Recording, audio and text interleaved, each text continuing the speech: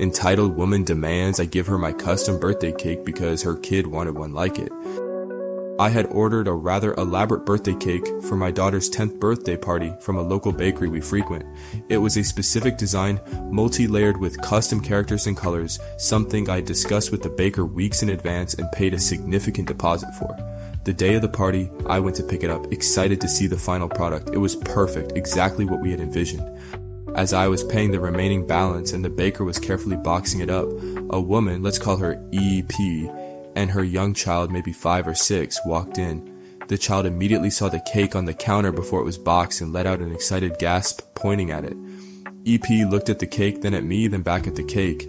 EP, oh wow, that's beautiful. Is that for sale? Me, no, sorry, it's a custom order I'm picking up. EP, without missing a beat. Well, my daughter absolutely adores that design. She's having her birthday party today too, and we haven't picked up her cake yet. You should just let us have this one. It would make her day. I was a bit stunned. I had waited weeks for this, paid a lot of money, and it was specifically for my daughter's party that was starting soon. Me, I'm sorry, but no, this cake was made specifically for my daughter's birthday.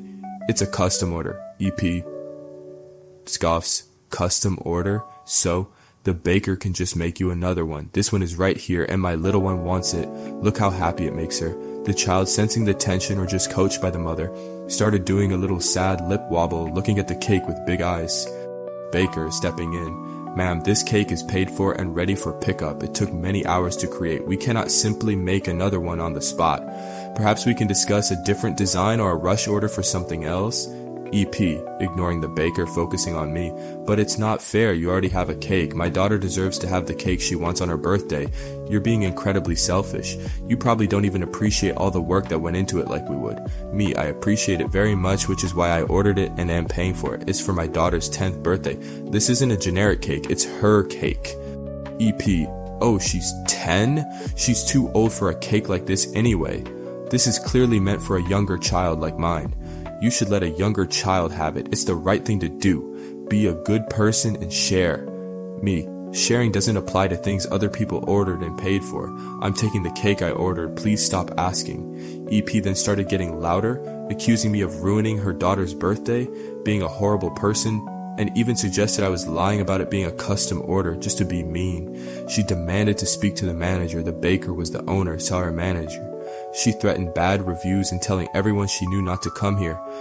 Eventually, the baker had to firmly tell her that she needed to leave or they would call security. It was a large market building with multiple vendors.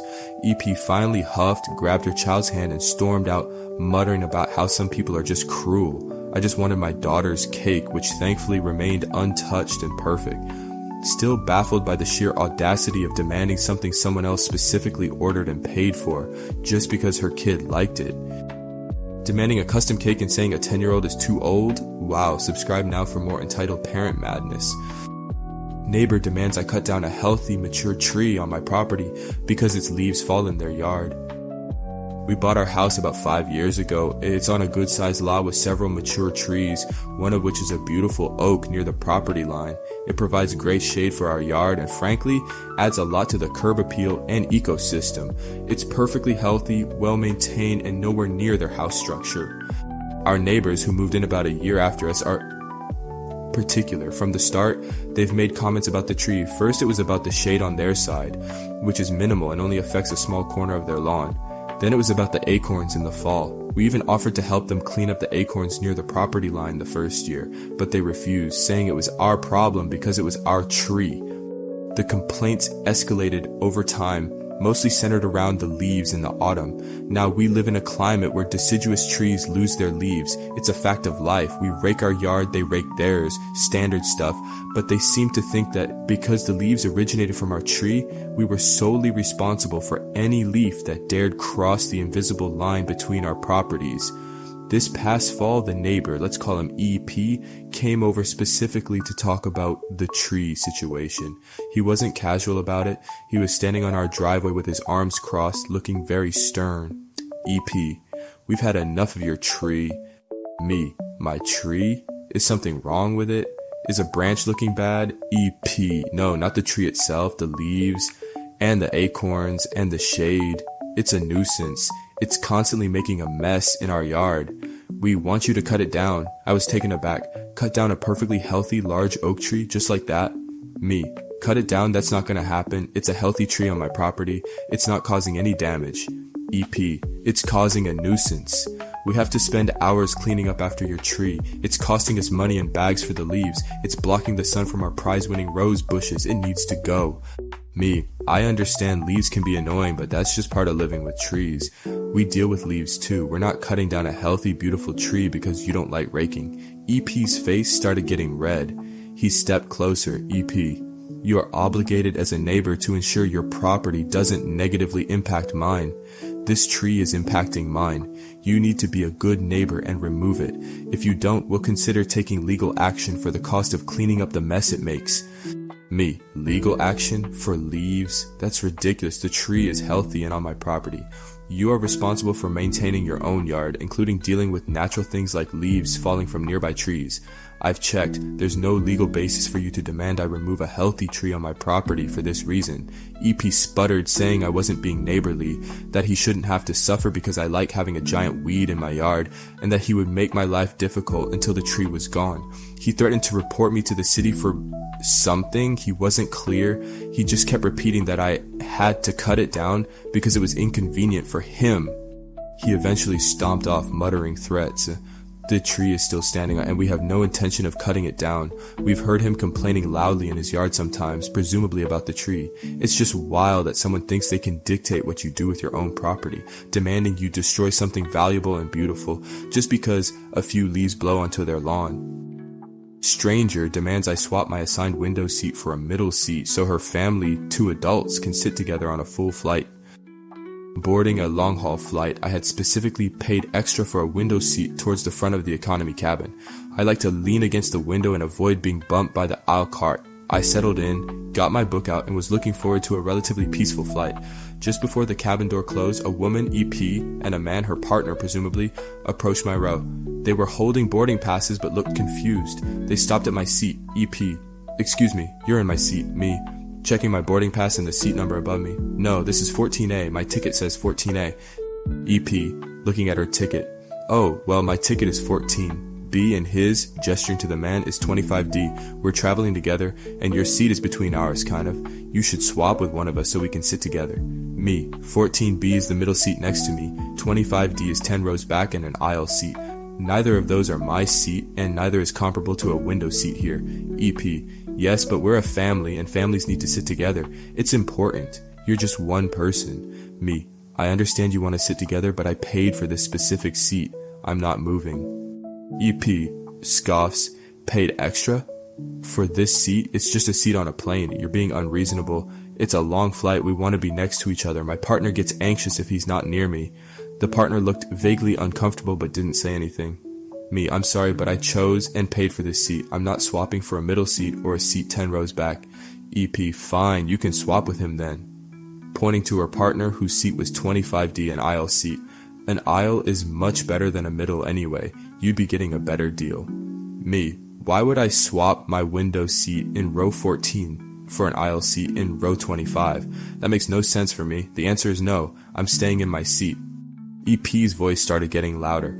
She started attracting attention. She accused me of being selfish, heartless, and ruining their trip. She claimed I had no right to refuse, as families always get priority. She even tried to guilt-trip me by saying her partner's anxiety was now my fault. A flight attendant came over to see what the commotion was. EP immediately turned her complaints to the attendant, exaggerating wildly about how I was refusing to cooperate and causing a scene by not giving up my seat for a family. The flight attendant, bless her, calmly looked at their boarding passes and then at mine.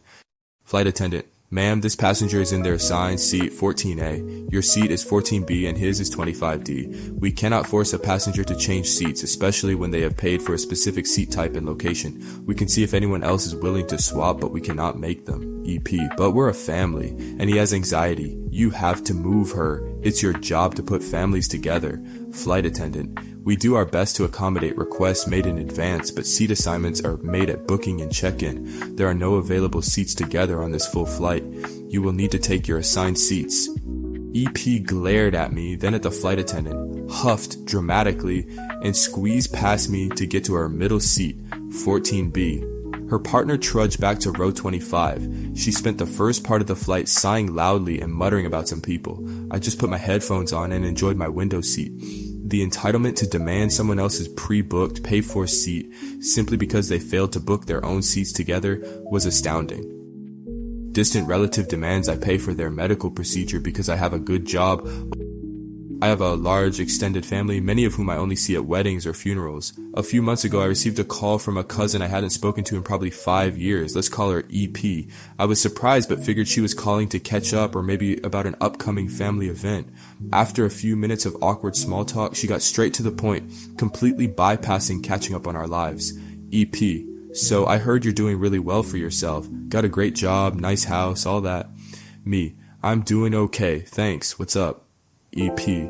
Well, I have this medical thing I need done. It's kind of expensive, and my insurance won't cover all of it, and I don't have the money right now. Me.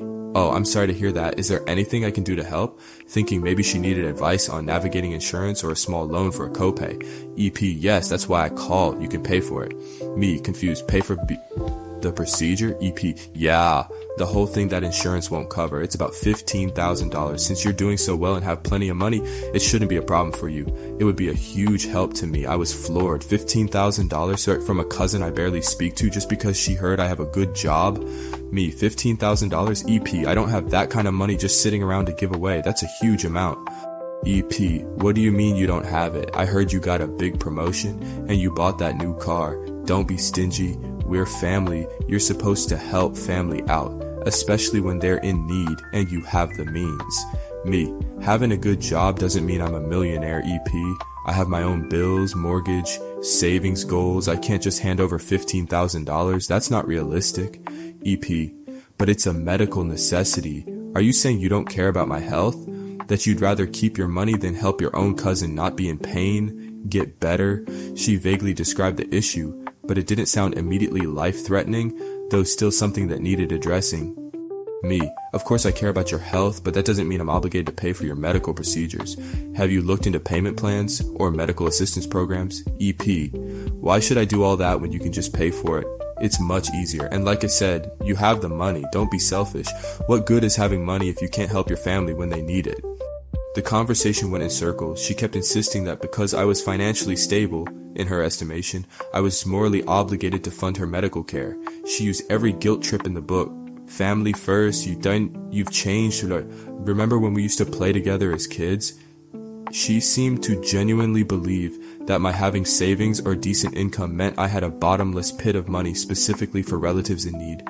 When I firmly but politely refused again, explaining that while I wish I could help everyone, $15,000 was beyond my ability to just give, she got angry. She accused me of being cold, greedy, and forgetting where I came from.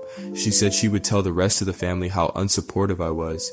She hung up on me. I haven't heard from her since, but I did hear through the grapevine that she's been complaining about me to other relatives, saying I'm rich and heartless. It's incredible the level of entitlement some people have, believing others' financial stability is their personal piggy bank, especially when there's been no real relationship for years. 15 grand from a cousin you barely know? Unbelievable. Have you ever had a relative ask for crazy money? Customer demands free replacement shoes after admitting she wore the first pair for months. I work in retail, specifically a shoe store. We have a pretty standard return policy. Unworn items with the original receipt can be returned within 30 days for a full refund or exchange. Worn items are generally non-returnable unless there's a clear manufacturing defect that appears shortly after purchase. A woman, EP, came in last week holding a pair of our sneakers. They looked well loved. Scuff marks, worn soles, the laces were frayed, clearly worn many times. EP, yes, I need to return these, they're defective. Me, okay, can I see your receipt? EP, oh, I don't have the receipt, but I bought them here. And they're falling apart. Me, inspecting the shoe. Ma'am, these look like they've been worn quite a bit. What seems to be the defect? EP, the sole is coming off a little here, points to a small separation that looked more like wear and tear, and the fabric is tearing inside, points to the lining which was indeed torn, likely from repeated use. They're just not holding up. Me, how long have you had these shoes? EP, oh, a few months, maybe 4 or 5. I wear them almost every day. Me, Okay, so you've been wearing them regularly for several months? Our policy is for returns within 30 days, and these show significant signs of wear. It looks like normal wear and tear, not a manufacturing defect that would appear this long after purchase and with this much use. EP. Normal wear and tear for $80 shoes? They should last longer than a few months. They're clearly poor quality. That's a defect. Me. The lifespan of a shoe depends heavily on how often and how they are worn. Wearing a single pair almost every day for 4 or 5 months is quite a lot of use. This level of wear after that period isn't typically considered a defect. EP, that's ridiculous. I paid good money for these. They should last forever. I want a full refund or a brand new pair. This is unacceptable quality. Me, unfortunately we can't accept a return on heavily worn items after several months of use without a clear early manufacturing defect, which this doesn't appear to be. This falls outside our return policy. EP's voice rose. She slammed the shoes on the counter. EP, so you're saying I'm just out $80 because your shoes are garbage? That's terrible customer service. I'm a loyal customer. I buy all my shoes here. A quick check of our system by her name showed she had purchased exactly 1 pair of shoes from us in the last 2 years, and the ones she was trying to return. Me, ma'am, while we appreciate your business, the policy is the policy.